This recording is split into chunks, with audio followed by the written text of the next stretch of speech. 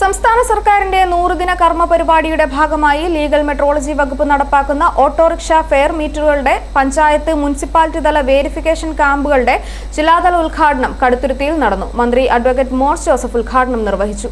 Fire മീറ്ററുകൾ പരിശോധിച്ച് കൃത്യമെന്ന് ഉറപ്പുവരുത്തി മുദ്ര ചെയ്യുന്നതിനായി ഓട്ടോറിക്ഷകൾ കിലോമീറ്ററുകൾ അകലെയുള്ള ലീഗൽ മെട്രോളജി ഓഫീസുകളിൽ ഹാജരാകേണ്ടിയിരുന്ന സാഹചര്യം ഇതോടെ ഒഴിവാകും.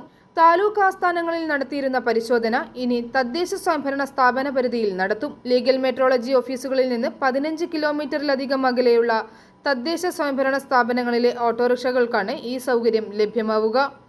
കടുത്തുരുത്തി ഗൗരീശങ്കരം ഓഡിറ്റോറിയത്തിൽ നടന്ന ചടങ്ങിൽ കടുത്തുരുത്തി ഗ്രാമപഞ്ചായത്ത് പ്രസിഡന്റ് അഡ്വക്കേറ്റ് റോയി ജോർജ് അധ്യക്ഷത വഹിച്ചു.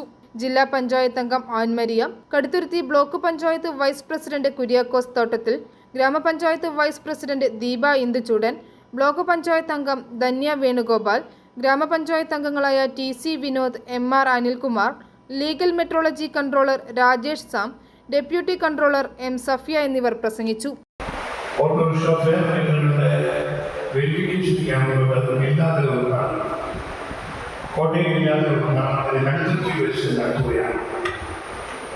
ജനോപകാരപ്രദമായ ഈ നല്ല കർമ്മപരിപാടിക്ക് ഞാൻ ആദ്യം തന്നെ എല്ലാവിധ ആശംസകൾ നൽകുകയാണ്.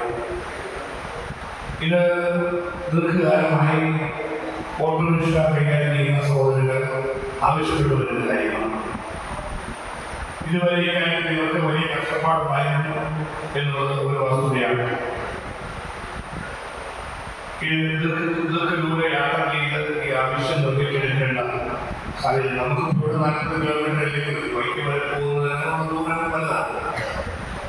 40 മുതൽ 50 കിലോമീറ്റർ വരെ അകലെയുള്ള ലീഗൽ മെട്രോളജി ഓഫീസുകളിൽ പോവുകയാണ് ഓട്ടോറിക്ഷ ഫെയർ മീറ്ററുകളുടെ പരിശോധന ഇതുവരെ നടത്തിക്കൊണ്ടിരുന്നത്. കൃത്യമായി ചെയ്യേണ്ട ഒരു കാര്യം